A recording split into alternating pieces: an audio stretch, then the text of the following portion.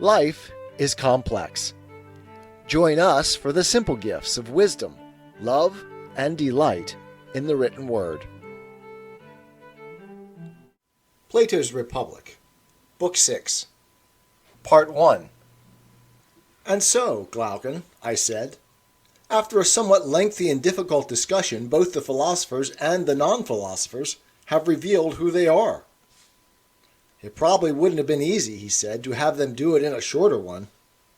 Apparently not, but for my part, I think that the matter would have been better illuminated if we had only it to discuss and not all the other things that remain to be treated in order to discover the difference between the just life and the unjust one.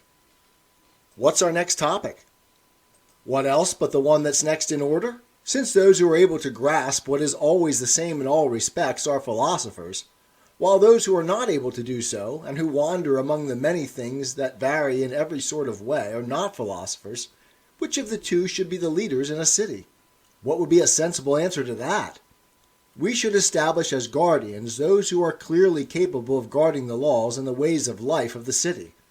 That's right. And isn't it clear that the guardian who is to keep watch over everything should be keen-sighted rather than blind? Of course it's clear. Do you think, then, that there's any difference between the blind and those who are really deprived of the knowledge of each thing that is? The latter have no clear model in their souls, and so they cannot, in the manner of painters, look to what is most true, make constant reference to it, and study it as exactly as possible. Hence they cannot establish here on earth conventions about what is fine, or just, or good, when they need to be established, or guard and preserve them once they have been established.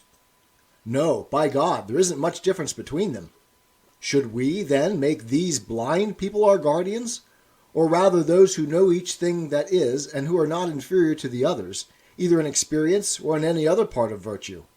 It would be absurd to choose anyone but philosophers, if indeed they're not inferior in these ways, for the respect in which they are superior is pretty well the most important one. Then shouldn't we explain how it is possible for someone to have both these sorts of qualities? Certainly. Then, as we said at the beginning of this discussion, it is necessary to understand the nature of philosophers first. For I think that, if we can reach adequate agreement about that, we'll also agree that the same people can have both qualities, and that no one but they should be leaders in cities. How so? Let's agree that philosophic natures always love the sort of learning that makes clear to them some feature of the being that always is, and does not wander around between coming to be and decaying.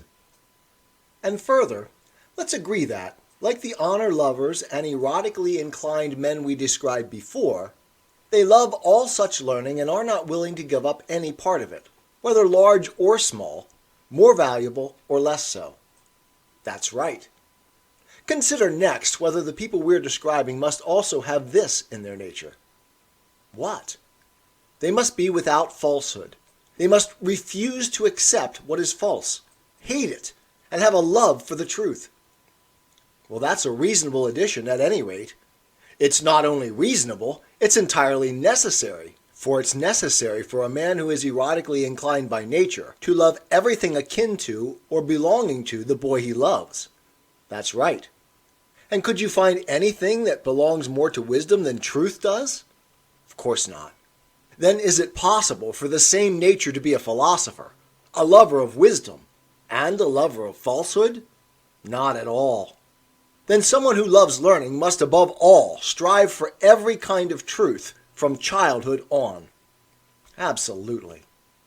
Now, we surely know that when someone's desire inclines strongly for one thing, they are thereby weakened for others, just like a stream that has been partly diverted into another channel. Of course.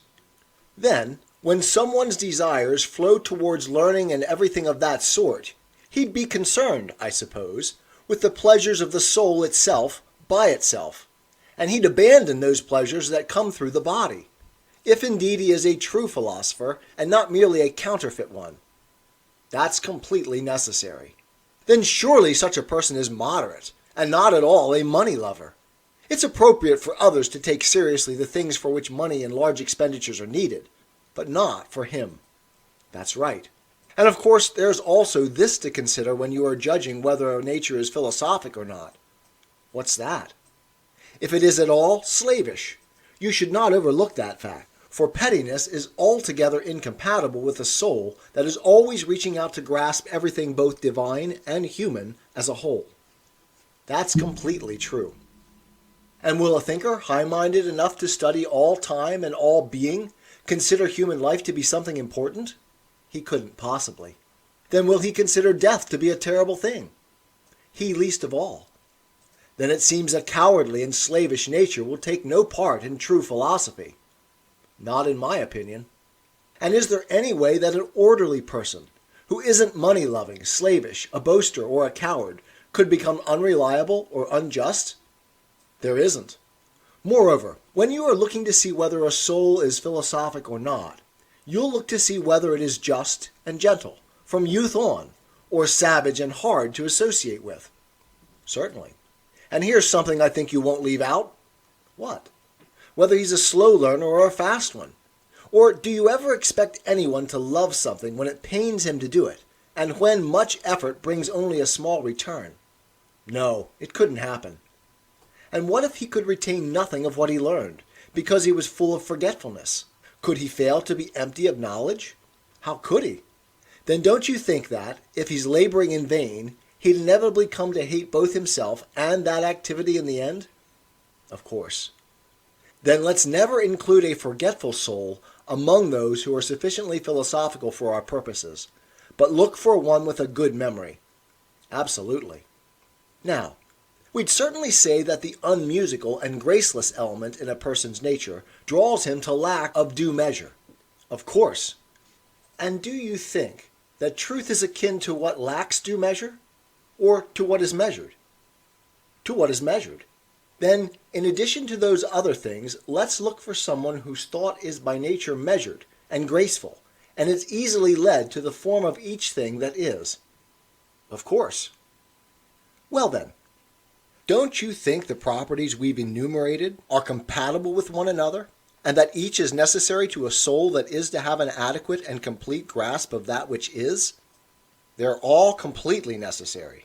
Is there any objection you can find, then, to a way of life that no one can adequately follow, unless he's by nature good at remembering, quick to learn, high-minded, graceful, and a friend and relative of truth, justice, courage, and moderation? Not even Momus could find one.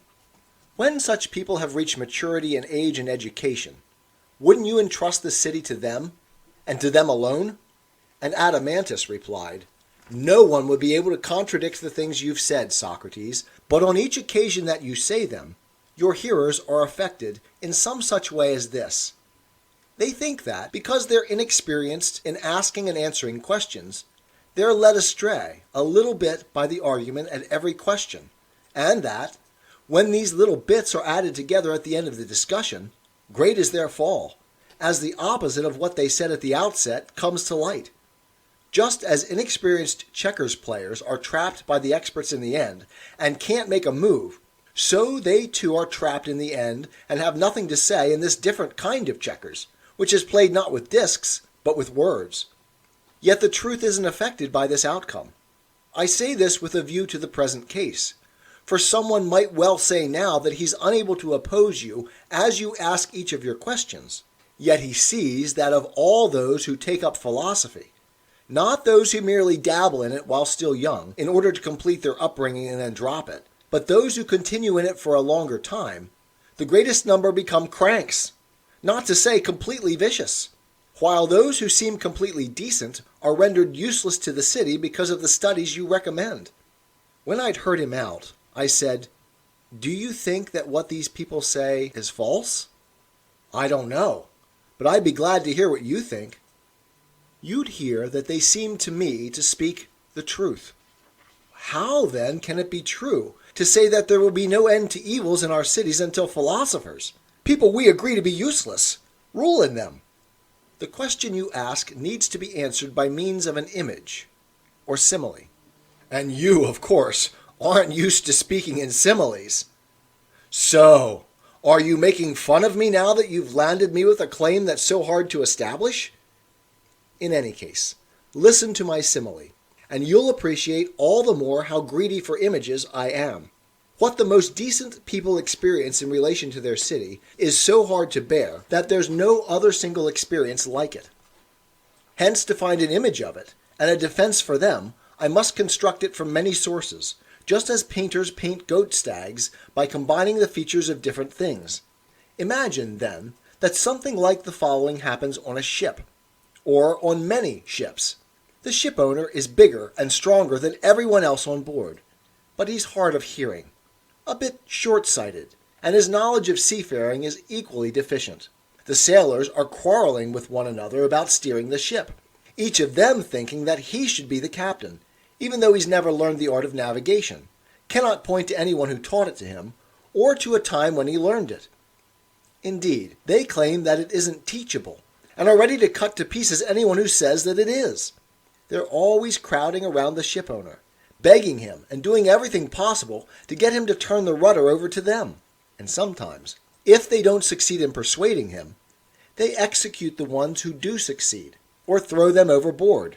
And then, having stupefied their noble shipowner with drugs, wine, or in some other way, they rule the ship, using up what's in it and sailing in the way that people like that are prone to do. Moreover, they call the person who is clever at persuading or forcing the shipowner to let them rule a navigator, a captain, and one who knows ships, and dismiss anyone else as useless. They don't understand that a true captain must pay attention to the seasons of the year, the sky, the stars, the winds, and all that pertains to his craft if he's really to be the ruler of a ship. And they don't believe there is any craft that would enable him to determine how he should steer the ship, whether the others want him to or not, or any possibility of mastering this alleged craft or of practicing it at the same time as the craft of navigation.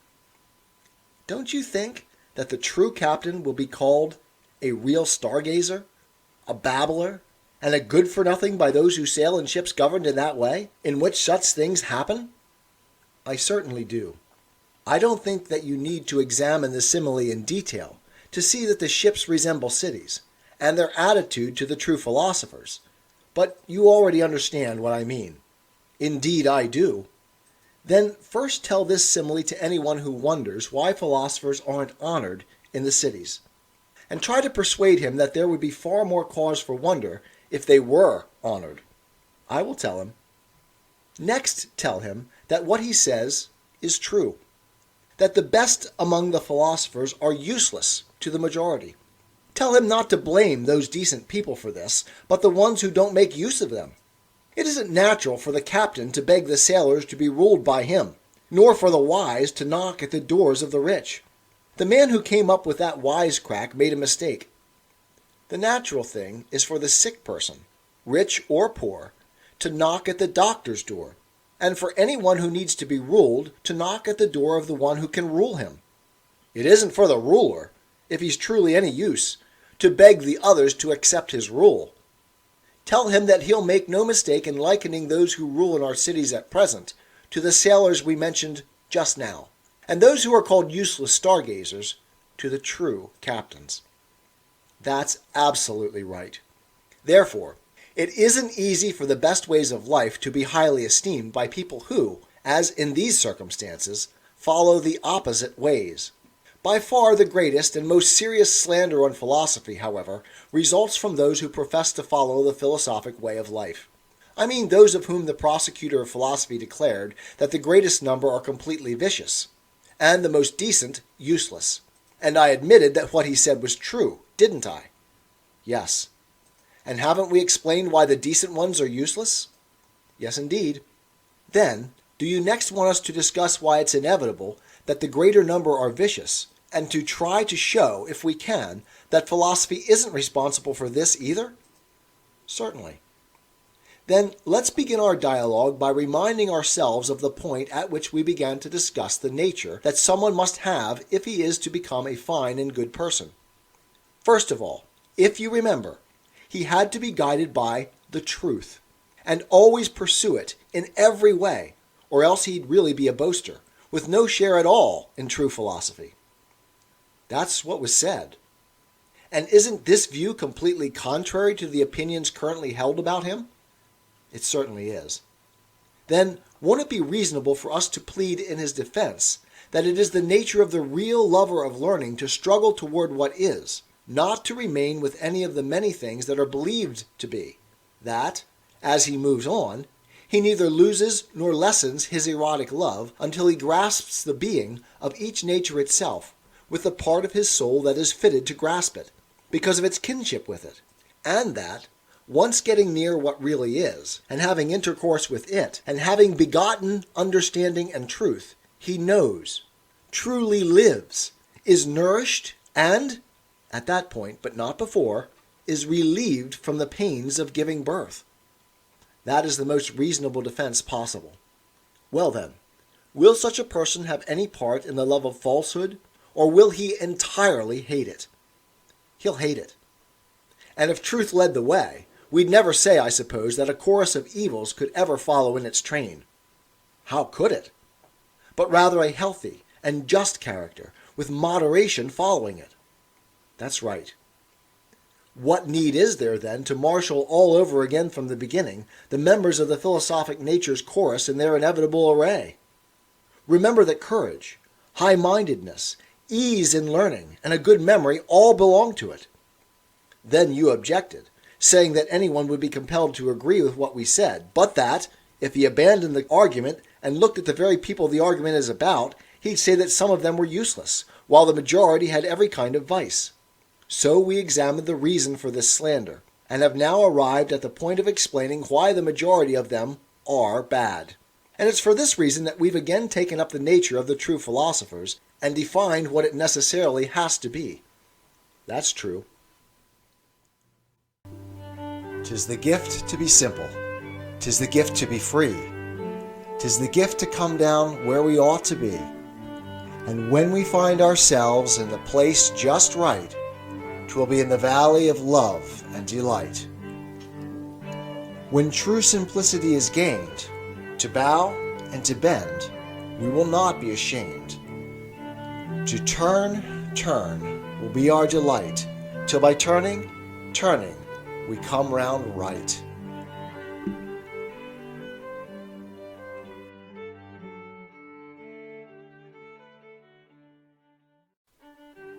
Life is complex. Join us for the simple gifts of wisdom, love, and delight in the written word. Plato's Republic, Book 6, Part 2. We must now look at the ways in which this nature is corrupted, how it's destroyed in many people, while a small number, the ones that are called useless rather than bad, escape.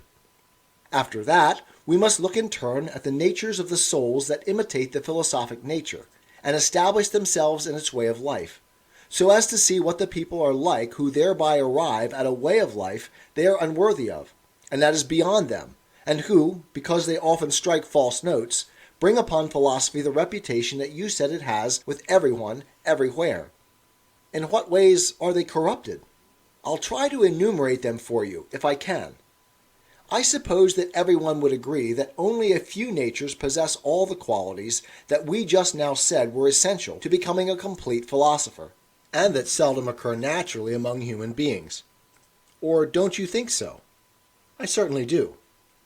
Consider then the many important ways in which these few can be corrupted. What are they? What will surprise you most when you hear it is that each of the things we praised in that nature tends to corrupt the soul that has it, and to drag it away from philosophy. I mean courage, moderation, and the other things we mentioned. That does sound strange. Furthermore, all the things that we said to be good also corrupt it, and drag it away. Beauty, wealth, physical strength, relatives who are powerful in the city, and all that goes with these. You understand what I have in mind? I do, and I'd be glad to learn even more about it. If you correctly grasp the general point I'm after, it will be clear to you, and what I've said before won't seem so strange. What do you want me to do? We know that the more vigorous any seed, developing plant, or animal is, the more it is deficient in the things that are appropriate for it to have when it is deprived of suitable food, season, or location. For the bad is more opposed to the good than is the merely not good. Of course. then it's reasonable to say that the best natures fare worse when unsuitably nurtured than an ordinary one. It is. Then won't we say the same thing about souls too, Adamantus? That those with the best natures become outstandingly bad when they receive a bad upbringing? Or do you think that great injustices and pure wickedness originate in an ordinary nature, rather than in a vigorous one that has been corrupted by its upbringing, or that a weak nature is ever the cause of either great good or great evil? No, you're right. Now, I think that the philosophic nature as we defined it will inevitably grow to possess every virtue if it happens to receive appropriate instruction. But if it is sown, planted, and grown in an inappropriate environment, it will develop in quite the opposite way, unless some god happens to come to its rescue. Or do you agree with the general opinion that certain young people are actually corrupted by sophists? That there are certain sophists with significant influence on the young who corrupt them through private teaching? Isn't it rather the very people who say this who are the greatest sophists of all, since they educate most completely, turning young and old, men and women, into precisely the kind of people they want them to be? When do they do that? When many of them are sitting together in assemblies, courts, theaters, army camps, or in some other public gathering of the crowd. They object very loudly and excessively to some of the things that are said or done, and approve others in the same way, shouting and clapping, so that the very rocks and surroundings echo the din of their praise or blame, and double it. In circumstances like that, what is the effect, as they say, on a young person's heart? What private training can hold out and not be swept away by that kind of praise or blame, and be carried by the flood wherever it goes, so that he'll say that the same things are beautiful or ugly as the crowd does, follow the same way of life as they do, and be the same sort of person as they are? He will be under great compulsion to do so, Socrates. And yet we haven't mentioned the greatest compulsion of all. What's that? It's what these educators and sophists impose by their actions if their words fail to persuade. Or don't you know that they punish anyone who isn't persuaded with disenfranchisement, fines, or death? They most certainly do.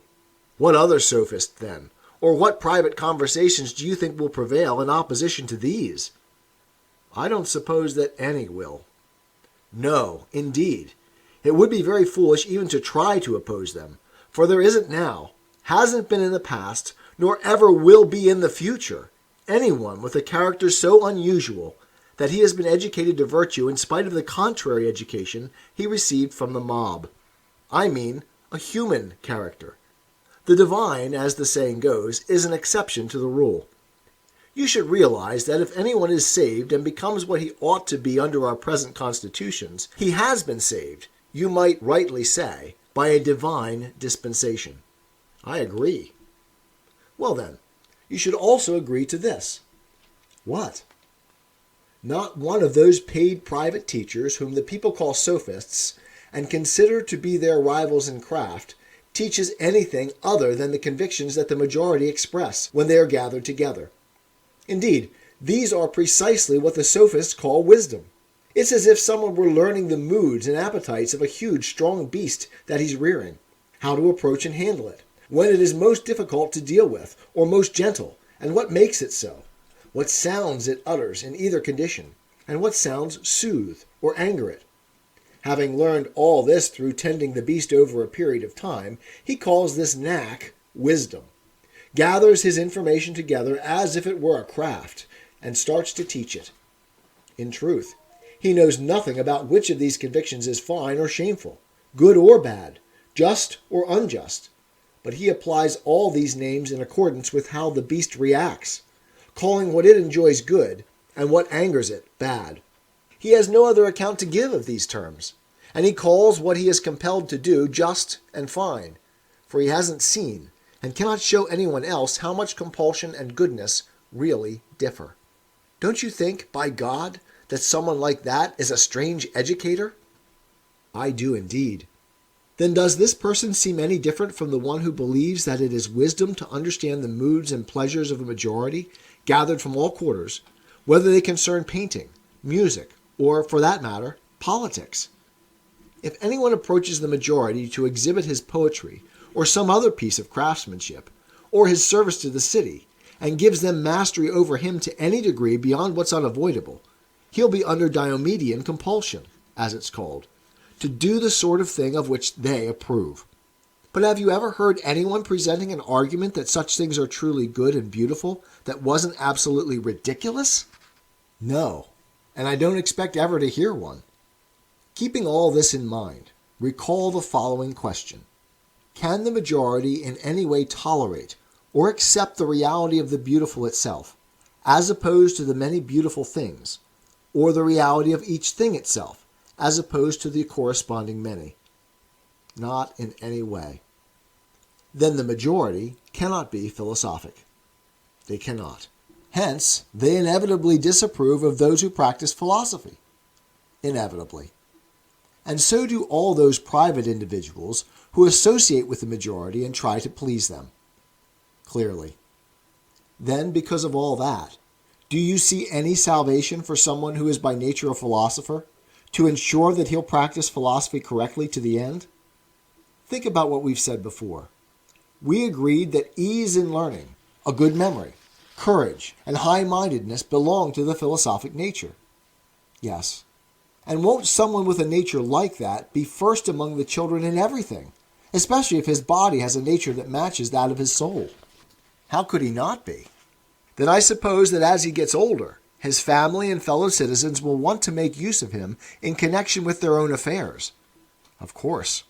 Therefore, they'll pay court to him with their requests and honors, trying by their flattery to secure for themselves ahead of time the power that is going to be his.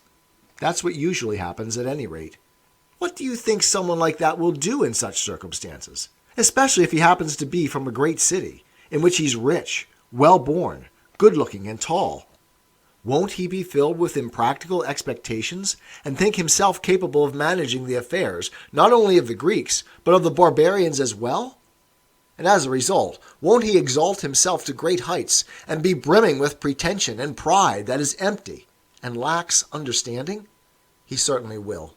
And if someone approaches a young man in that condition and gently tells him the truth, namely, that there's no understanding in him, that he needs it, and that it can't be acquired unless he works like a slave to attain it, do you think that it will be easy for him to listen when he's in the midst of so many evils? Far from it. And even if a young man of that sort somehow sees the point, and is guided and drawn to philosophy because of his noble nature and his kinship with reason, what do you think those people will do if they believe that they're losing their use of him and his companionship? Is there anything they won't do or say to prevent him from being persuaded? Or anything they won't do or say about his persuader, whether plotting against him in private or publicly bringing him into court, to prevent him from such persuasion? There certainly isn't. Then, is there any chance that such a person will practice philosophy? None at all. Do you see, then, that we weren't wrong to say that when someone with a philosophic nature is badly brought up, the very components of his nature, together with the other so-called goods, such as wealth and other similar advantages, are themselves in a way the cause of his falling away from the philosophic way of life? I do. And what we said was right. These, then, are the many ways in which the best nature, which is already rare enough, as we said, is destroyed and corrupted, so that it cannot follow the best way of life. And it is among these men that we find the ones who do the greatest evils to cities and individuals, and also, if they happen to be swept that way by the current, the greatest good. For a petty nature will never do anything great, either to an individual or a city. That's very true. When these men, for whom philosophy is most appropriate, fall away from her, they leave her desolate and unwed, and they themselves lead lives that are inappropriate and untrue. Then others, who are unworthy of her, come to her as to an orphan deprived of the protection of kinsmen, and disgrace her. These are the ones who are responsible for the reproaches that you say are cast upon philosophy by those who revile her, namely, that some of those who consort with her are useless, while the majority deserve to suffer many bad things. Yes, that is indeed what is said. And it's a reasonable thing to say. For other little men, the ones who are most sophisticated at their own little crafts, seeing that this position, which is full of fine names and adornments, is vacated, leap gladly from those little crafts to philosophy, like prisoners escaping from jail who take refuge in a temple. Despite her present poor state, philosophy is still more high-minded than these other crafts, so that many people with defective natures desire to possess her, even though their souls are cramped and spoiled by the mechanical nature of their work, in just the way that their bodies are mutilated by their crafts and labors. Isn't that inevitable? It certainly is. Don't you think that a man of this sort looks exactly like a little bald-headed tinker who has come into some money and, having been just released from jail, has taken a bath, put on a new cloak, got himself up as a bridegroom, and is about to marry the boss's daughter because she is poor and abandoned? That's exactly the same. And what kind of children will that marriage produce? Won't they be illegitimate and inferior? They have to be. What about when men who are unworthy of education approach philosophy and consort with her unworthily? What kinds of thoughts and opinions are we to say they beget? Won't they truly be what are properly called sophisms? Things that have nothing genuine about them or worthy of being called true wisdom? That's absolutely right. Then there remains Adeimantus, only a very small group who consort with philosophy in a way that's worthy of her. A noble and well-brought-up character, for example, kept down by exile, who remains with philosophy according to his nature because there is no one to corrupt him, or a great soul living in a small city, who disdains the city's affairs and looks beyond them. A very few might be drawn to philosophy from other crafts that they rightly despise because they have good natures, and some might be held back by the bridle that restrains our friend Theages, for he's in every way qualified to be tempted away from philosophy, but his physical illness restrains him by keeping him out of politics. Finally, my own case is hardly worth mentioning, my daimonic sign, because it has happened to no one before me, or to only a very few. Now, the members of this small group have tasted how sweet and blessed a possession philosophy is, and at the very same time, they've also seen the madness of the majority, and realized, in a word, that hardly anyone acts sanely in public affairs, and that there is no ally with whom they might go to the aid of justice and survive, that instead they'd perish before they could profit either their city or their friends, and be useless both to themselves and to others, just like a man who has fallen among wild animals and is neither willing to join them in doing injustice, nor sufficiently strong to oppose the general savagery alone. Taking all this into account, they lead a quiet life and do their own work. Thus, like someone who takes refuge under a little wall from a storm of dust or hail driven by the wind, the philosopher, seeing others filled with lawlessness, is satisfied if he can somehow lead his present life free from injustice and impious acts, and depart from it with good hope, blameless and content. Well, that's no small thing for him to have accomplished before departing, but it isn't the greatest either, since he didn't chance upon a constitution that suits him. Under a suitable one, his own growth will be fuller, and he'll save the community as well as himself. It seems to me that we've now sensibly discussed the reasons why philosophy is slandered, and why the slanderer is unjust. Unless, of course, you have something to add? I have nothing to add on that point, but which of our present constitutions do you think is suitable for philosophers? None of them. That's exactly my complaint. None of our present constitution is worthy of the philosophic nature, and, as a result, this nature is perverted and altered, for, just as a foreign seed, sown in alien ground, is likely to be overcome by the native species and to fade away among them, so the philosophic nature fails to develop its full power and declines into a different character. But if it were to find the best constitution, as it is itself the best, it would be clear that it is really divine, and that other natures and ways of life are merely human. 'Tis the gift to be simple. 'Tis the gift to be free. 'Tis the gift to come down where we ought to be. And when we find ourselves in the place just right, 'twill be in the valley of love and delight. When true simplicity is gained, to bow and to bend, we will not be ashamed. To turn will be our delight, till by turning, we come round right.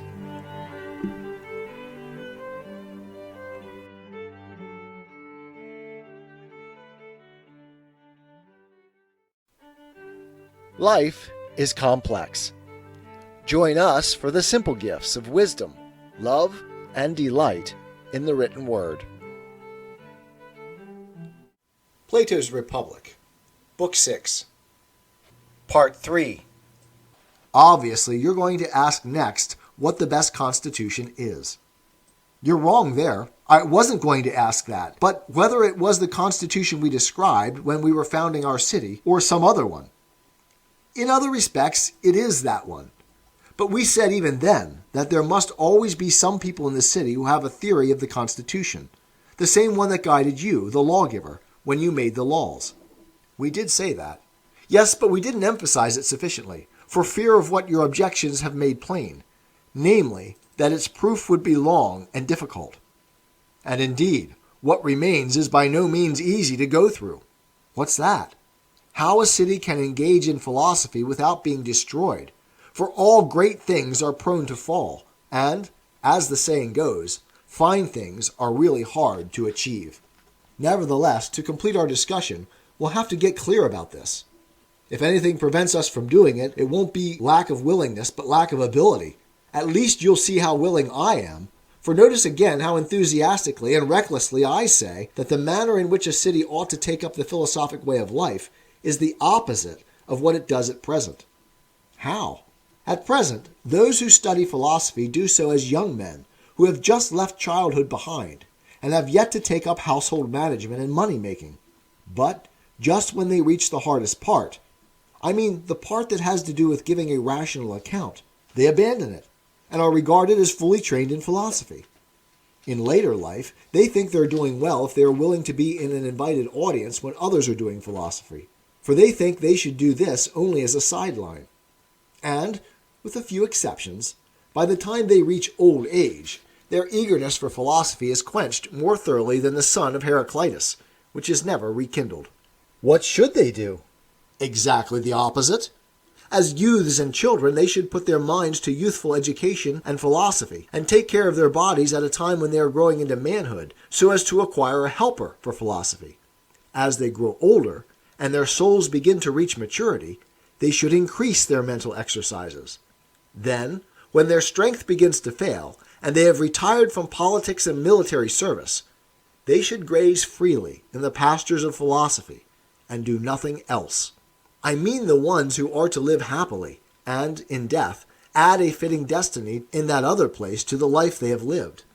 You seem to be speaking with true enthusiasm, Socrates, but I'm sure that most of your hearers, beginning with Thrasymachus, will oppose you with even greater enthusiasm and not be at all convinced.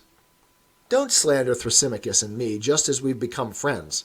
Not that we were enemies before. We won't relax our efforts until we either convince him and the others, or, at any rate, do something that may benefit them in a later incarnation, when, reborn, they happen upon these arguments again.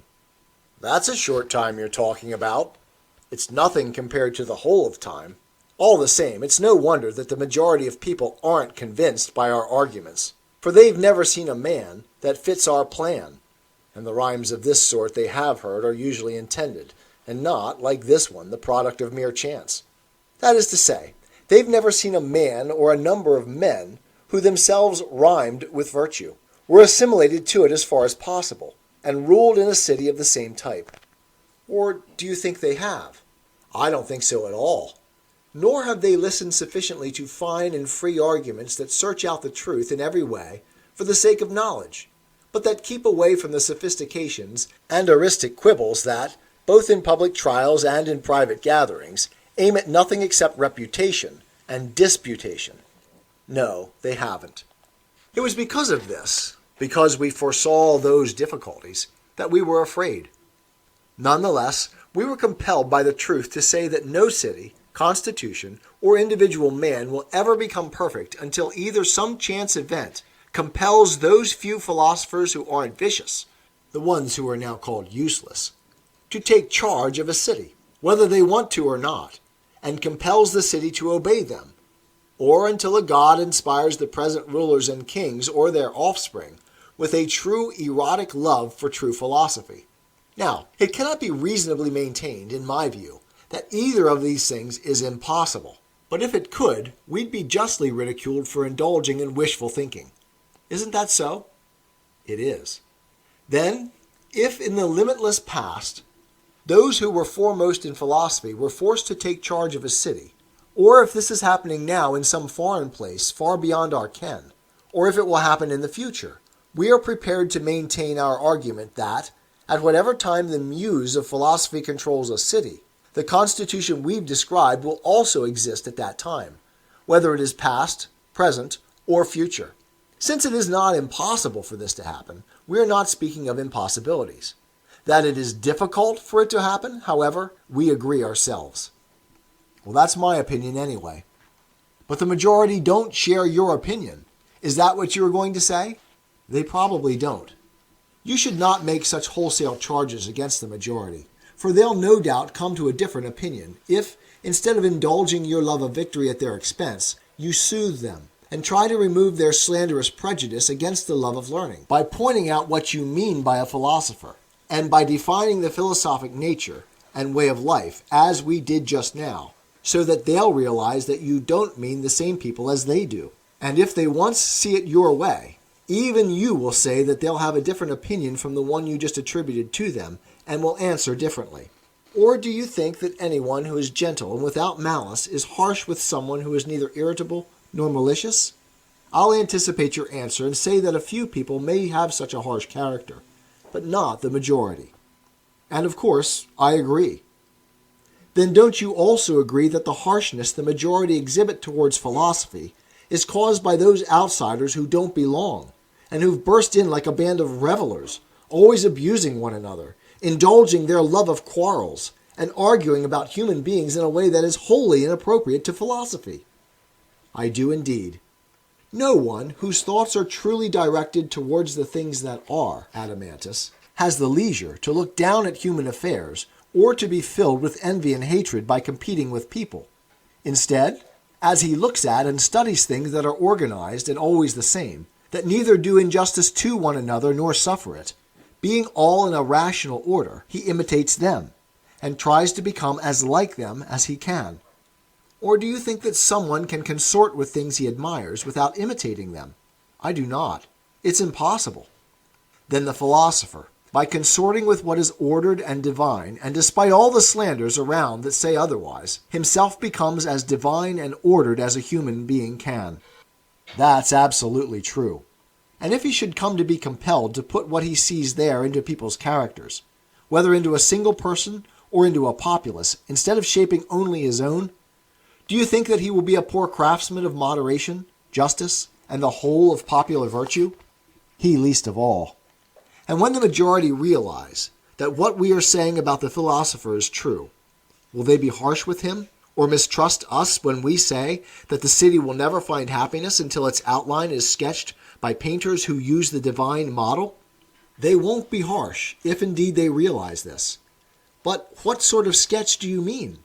They'd take the city and the characters of human beings as their sketching slate, but first they'd wipe it clean, which isn't at all an easy thing to do. And you should know that this is the plain difference between them and others, namely, that they refuse to take either an individual or a city in hand, or to write laws, unless they receive a clean slate, or are allowed to clean it themselves. And they'd be right to refuse. Then don't you think they'd next sketch the outline of the Constitution? Of course. And I suppose that, as they work, they'd look often in each direction, towards the natures of justice, beauty, moderation, and the like, on the one hand, and towards those they're trying to put into human beings, on the other. And in this way, they'd mix and blend the various ways of life in the city, until they produced a human image based on what Homer too called the divine form and image, when it occurred among human beings. That's right. They'd erase one thing, I suppose, and draw in another until they'd made characters for human beings that the gods would love as much as possible. At any rate, that would certainly result in the finest sketch. Then is this at all persuasive to those you said were straining to attack us, that the person we were praising is really a painter of constitutions? They were angry because we entrusted the city to him. Are they any calmer now that they've heard what we've had to say? They'll be much calmer if they have any moderation. Indeed, how could they possibly dispute it? Will they deny that philosophers are lovers of what is, or of the truth? Well, that would be absurd. Or that their nature, as we've described it, is close to the best. They can't deny that either. Or that such a nature, if it follows its own way of life, isn't as completely good and philosophic as any other. Or that the people we excluded are more so. Certainly not. Then will they still be angry when we say that until philosophers take control of the city, there will be no respite from evil for either city or citizens, and the constitution we've been describing in theory will never be completed in practice? They'll probably be less angry. Then if it's all right with you, let's not say that they'll simply be less angry, but that they'll become altogether gentle and persuaded, so that they'll be ashamed into agreeing with us, if nothing else. It's all right with me. Let's assume, therefore, that they've been convinced on this point. Will anyone dispute our view that the offspring of kings or rulers could be born with philosophic natures? No one would do that. Could anyone claim that, if such offspring are born, they'll inevitably be corrupted? We agree ourselves that it's hard for them to be saved from corruption. But could anyone claim that in the whole of time not one of them could be saved? How could he? But surely one such individual would be sufficient to bring to completion all the things that now seem so incredible, provided that his city obeys him. One would be sufficient. If a ruler established the laws and ways of life we've described, it is surely not impossible that the citizens would be willing to carry them out. Not at all. And would it be either astonishing or impossible that others should think as we do? I don't suppose it would. But I think our earlier discussion was sufficient to show that these arrangements are best, if only they are possible. Indeed it was. Then we can now conclude that this legislation is best, if only it is possible, and that, while it is hard for it to come about, it is not impossible. We can. Now that this difficulty has been disposed of, we must deal with what remains, namely, how the saviors of our Constitution will come to be in the city, what subjects and ways of life will cause them to come into being, and at what ages they'll take each of them up. Indeed, we must. It wasn't very clever of me to omit from our earlier discussion the troublesome topics of acquiring wives, begetting children, and appointing rulers, just because I knew that the whole truth would provoke resentment and would be hard to bring about in practice. For as it turned out, I had to go through these matters anyway. The subject of women and children has been adequately dealt with, but that of the rulers has to be taken up again from the beginning. We said, if you remember, that they must show themselves to be lovers of their city when tested by pleasure and pain, and that they must hold on to their resolve through labors, fears, and all other adversities. Anyone who was incapable of doing so was to be rejected, while anyone who came through unchanged, like gold tested in a fire, was to be made ruler and receive prizes both while he lived and after his death. These were the sorts of things we were saying while our argument, afraid of stirring up the very problems that now confront us, veiled its face and slipped by. That's very true. I do remember it. We hesitated to say the things that we've now dared to say anyway. So let's now also dare to say that those who are to be made our guardians in the most exact sense of the term must be philosophers. Let's do it. Then you should understand that there will probably be only a few of them, for they have to have the nature we described, and its parts mostly grow in separation and are rarely found in the same person. What do you mean? You know that ease of learning, good memory, quick wits, smartness, youthful passion, high-mindedness, and all the other things that go along with these are rarely willing to grow together in a mind that will choose an orderly life, that is quiet and completely stable. For the people who possess the former traits are carried by their quick wits wherever chance leads them, and have no stability at all. That's true. On the other hand, people with stable characters, who don't change easily, who aren't easily frightened in battle, and whom one would employ because of their greater reliability, exhibit similar traits when it comes to learning. They are as hard to move and teach as people whose brains have become numb, and they are filled with sleep and yawning whenever they have to learn anything. That's so. Yet we say that someone must have a fine and goodly share of both characters, or he won't receive the truest education, honors, or rule. That's right. Then don't you think that such people will be rare? Of course. Therefore they must be tested in the labors, fears, and pleasures we mentioned previously, but they must also be exercised in many other subjects, which we didn't mention but are adding now, to see whether they can tolerate the most important subjects, or will shrink from them like the cowards who shrink from other tests. It's appropriate to examine them like that, but what do you mean by the most important subjects? Do you remember when we distinguished 3 parts in the soul, in order to help bring out what justice, moderation, courage, and wisdom each is? If I didn't remember that, it wouldn't be just for me to hear the rest. What about what preceded it? What was that? We said, I believe, that in order to get the finest possible view of these matters, we would need to take a longer road that would make them plain to anyone who took it, but that it was impossible to give demonstrations of what they are, and that would be up to the standard of the previous argument. And you said that that would be satisfactory. So it seems to me that our discussion at that time fell short of exactness, but whether or not it satisfied you is for you to say. I thought you gave us good measure, and so apparently did the others. Any measure of such things that falls short in any way of that which is not good measure.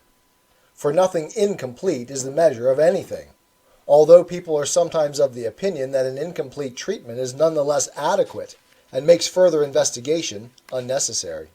Indeed, laziness causes many people to think that. It is a thought that a guardian of a city and its laws can well do without.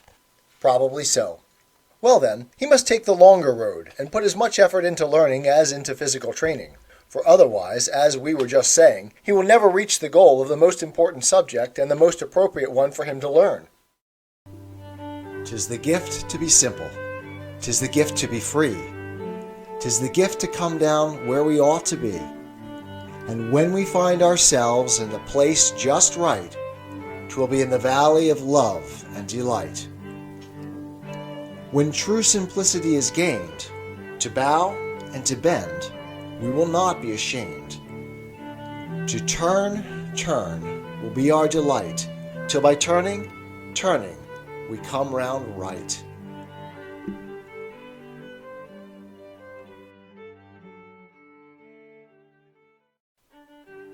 Life is complex.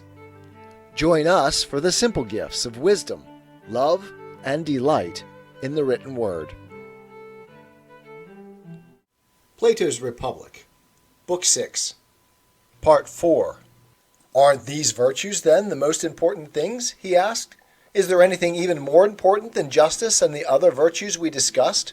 There is something more important. However, even for the virtues themselves, it isn't enough to look at a mere sketch, as we did before, while neglecting the most complete account. It's ridiculous, isn't it, to strain every nerve to attain the utmost exactness and clarity about other things of little value, and not to consider the most important things worthy of the greatest exactness? It certainly is. But do you think that anyone is going to let you off without asking you what this most important subject is, and what it concerns? No, indeed. And you can ask me, too.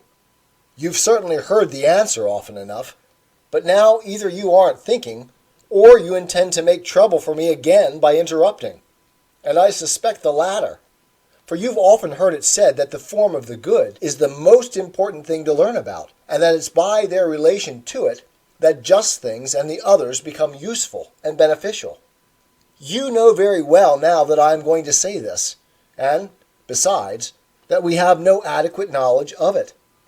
And you also know that, if we don't know it, even the fullest possible knowledge of other things is of no benefit to us, any more than if we acquire any possession without the good of it. Or do you think that it is any advantage to have every kind of possession without the good of it, or to know everything except the good, thereby knowing nothing fine or good? No, by God, I don't. Furthermore, you certainly know that the majority believe that pleasure is the good, while the more sophisticated believe that it is knowledge. Indeed, I do. And you know that those who believe this can't tell us what sort of knowledge it is, however, but in the end are forced to say that it is knowledge of the good. And that's ridiculous. Of course it is. They blame us for not knowing the good and then turn around and talk to us as if we did know it. They say that it is knowledge of the good, as if we understood what they're talking about when they utter the word good. That's completely true. What about those who define the good as pleasure? Are they any less full of confusion than the others? Aren't even they forced to admit that there are bad pleasures? Most definitely. So, I think, they have to agree that the same things are both good and bad. Isn't that true? Of course. It's clear then, isn't it, why there are many large controversies about this? How could it be otherwise? And isn't this also clear? In the case of just and beautiful things, many people are content with what are believed to be so, even if they aren't really so, and they act, acquire, and form their own beliefs on that basis. Nobody is satisfied to acquire things that are merely believed to be good, however, but everyone wants the things that really are good, and disdains mere belief here. That's right. Every soul pursues the good, and does whatever it does for its sake.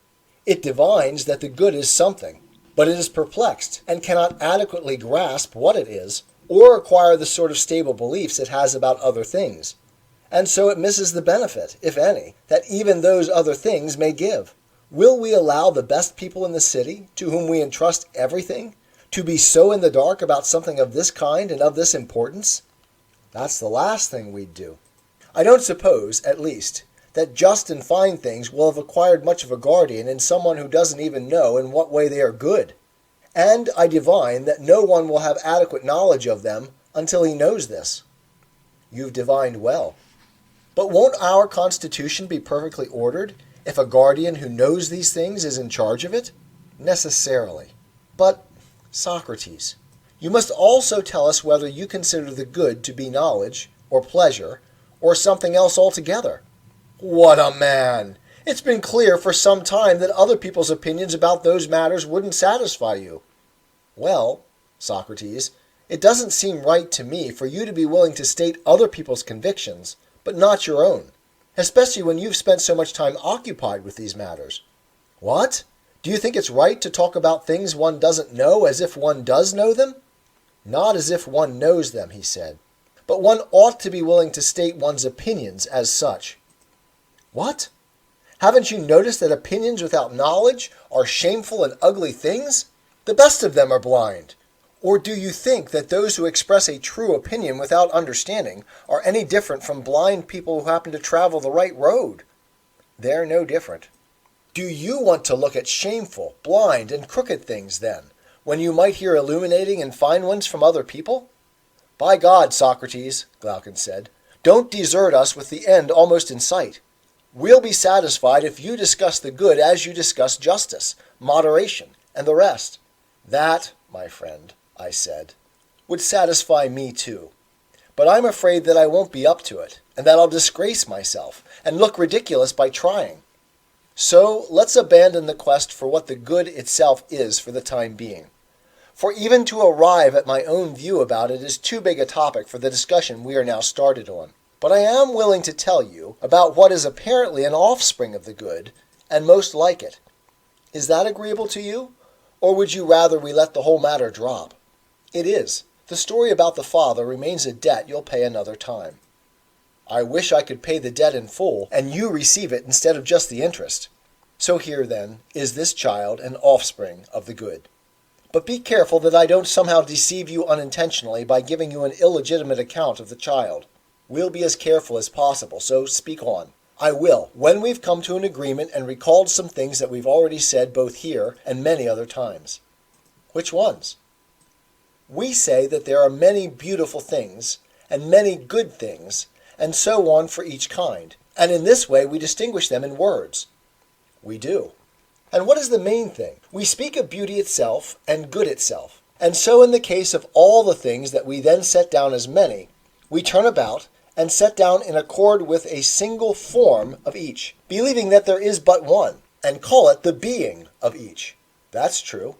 And we say that the many beautiful things and the rest are visible, but not intelligible, while the forms are intelligible, but not visible. That's completely true. With what part of ourselves do we see visible things? With our sight. And so audible things are heard by hearing. And with our other senses we perceive all the other perceptible things. That's right. Have you considered how lavish the maker of our senses was in making the power to see and be seen? I can't say I have. Well, consider it this way. Do hearing and sound need another kind of thing in order for the former to hear and the latter to be heard? A third thing, in whose absence the one won't hear or the other be heard? No, they need nothing else. And if there are any others that need such a thing, there can't be many of them. Can you think of one? I can't. You don't realize that sight and the visible have such a need? How so? Sight may be present in the eyes, and the one who has it may try to use it, and colors may be present in things, but unless a third kind of thing is present, which is naturally adapted for this very purpose, you know that sight will see nothing, and the colors will remain unseen. What kind of thing do you mean? I mean what you call light. Ah, you're right. Then it isn't an insignificant kind of link that connects the sense of sight and the power to be seen. It is a more valuable link than any other linked things have got, if indeed light is something valuable. And of course, it's very valuable. Which of the gods in heaven would you name as the cause and controller of this? The one whose light causes our sight to see in the best way, and the visible things to be seen. The same one you and the others would name. Obviously, the answer to your question is the sun. And isn't sight by nature related to that God in this way? Which way? Sight isn't the sun. Neither sight itself nor that which it comes to be, namely, the eye. No, it certainly isn't. But I think that it is the most sun-like of the senses. Very much so. And it receives from the sun the power it has, just like an influx from an overflowing treasury. Certainly. The sun is not sight, but isn't it the cause of sight itself, and seen by it? That's right. Let's say, then, that this is what I called the offspring of the good, which the good begot as its analogue, what the good itself is in the intelligible realm, in relation to understanding and intelligible things. The sun is in the visible realm, in relation to sight and visible things. How? Explain a bit more. You know that when we turn our eyes to things whose colors are no longer in the light of day, but in the gloom of night, the eyes are dimmed and seem nearly blind, as if clear vision were no longer in them. Of course. Yet whenever one turns them on things illuminated by the sun, they see clearly, and vision appears in those very same eyes. Indeed. Well, understand the soul in the same way. When it focuses on something illuminated by truth, and what is, it understands, knows, and apparently possesses understanding. But when it focuses on what is mixed with obscurity, on what comes to be and passes away, it opines and is dim, changes its opinions this way and that, and seems bereft of understanding. It does seem that way. So that what gives truth to the things known, and the power to know to the knower, is the form of the good. And though it is the cause of knowledge and truth, it is also an object of knowledge. Both knowledge and truth are beautiful things, but the good is other, and more beautiful than they. In the visible realm, light and sight are rightly considered sun-like. But it is wrong to think that they are the sun. So here it is right to think of knowledge and truth as good-like, but wrong to think that either of them is the good, for the good is yet more prized. This is an inconceivably beautiful thing you're talking about, if it provides both knowledge and truth, and is superior to them in beauty. You surely don't think that a thing like that could be pleasure. Hush! Let's examine its image in more detail, as follows. How? You'll be willing to say, I think, that the sun not only provides visible things with the power to be seen, but also with coming to be, growth, and nourishment, although it is not itself coming to be. How could it be? Therefore, you should also say that not only do the objects of knowledge owe their being known to the good, but their being is also due to it, although the good is not being, but superior to it in rank and power. And Glaucon comically said, "By Apollo, what a daimonic superiority!" It's your own fault. You forced me to tell you my opinion about it. And I don't want you to stop either. So continue to explain its similarity to the sun, if you've omitted anything. I'm certainly omitting a lot. Well, don't. Not even the smallest thing. I think I'll have to omit a fair bit, But as far as is possible at the moment, I won't omit anything voluntarily. Don't. Understand, then, that, as we said, there are two things, one sovereign of the intelligible kind and place, the other of the visible. I don't say of heaven, so as not to seem to you to be playing the sophist with the name. In any case, you have two kinds of thing, visible and intelligible. Right. It is like a line divided into two unequal sections. Then divide each section, namely, that of the visible and that of the intelligible, in the same ratio as the line. In terms now of relative clarity and opacity, one subsection of the visible consists of images. And by images I mean first shadows, then reflections in water, and in all close-packed, smooth, and shiny materials, and everything of that sort, if you understand. I do. In the other subsection of the visible, put the originals of these images, namely the animals around us, all the plants, and the whole class of manufactured things. Consider them put. Would you be willing to say that, as regards truth and untruth, the division is in this proportion? As the opinable is to the knowable, so the likeness is to the thing that it is like. Certainly.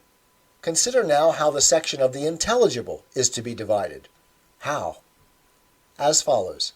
In one subsection, the soul, using as images the things that were imitated before, is forced to investigate from hypotheses, proceeding not to a first principle, but to a conclusion. In the other subsection, however, it makes its way to a first principle that is not a hypothesis, proceeding from a hypothesis but without the images used in the previous subsection, using forms themselves, and making its investigation through them.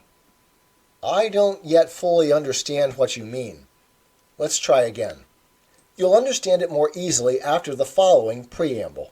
I think you know that students of geometry, calculation, and the like hypothesize the odd and the even, the various figures, the three kinds of angles, and other things akin to these in each of their investigations, as if they knew them. They make these their hypotheses and don't think it necessary to give any account of them, either to themselves or to others, as if they were clear to everyone. And going from these first principles through the remaining steps, they arrive in full agreement. I certainly know that much. Then you also know that, although they use visible figures and make claims about them, their thought isn't directed to them, but to those other things that they are like. They make their claims for the sake of the square itself, and the diagonal itself, not the diagonal they drew, and similarly with the others. These figures that they make and draw, of which shadows and reflections in water are images, they now in turn use as images, in seeking to see those other things themselves that one cannot see except by means of thought. That's true. This, then, is the kind of thing that, on the one hand, I said is intelligible, and on the other is such that the soul is forced to use hypotheses in the investigation of it, not traveling up to a first principle, since it cannot reach beyond its hypotheses, but using as images those very things of which images were made in the section below, and which, by comparison to their images, were thought to be clear and valued as such. I understand that you mean what happens in geometry and related sciences. Then also understand that, by the other subsection of the intelligible, I mean that which reason itself grasps by the power of dialectic. Does not consider these hypotheses as first principles, but truly as hypotheses, stepping stones to take off from, enabling it to reach the unhypothetical first principle of everything. Having grasped this principle, it reverses itself and, keeping hold of what follows from it, comes down to a conclusion without making use of anything visible at all, but only of forms themselves, moving on from forms to forms, and ending in forms. I understand, if not yet adequately, for in my opinion you're speaking of an enormous task, that you want to distinguish the intelligible part of that which is, the part studied by the science of dialectic, as clearer than the part studied by the so-called sciences, for which their hypotheses are first principles.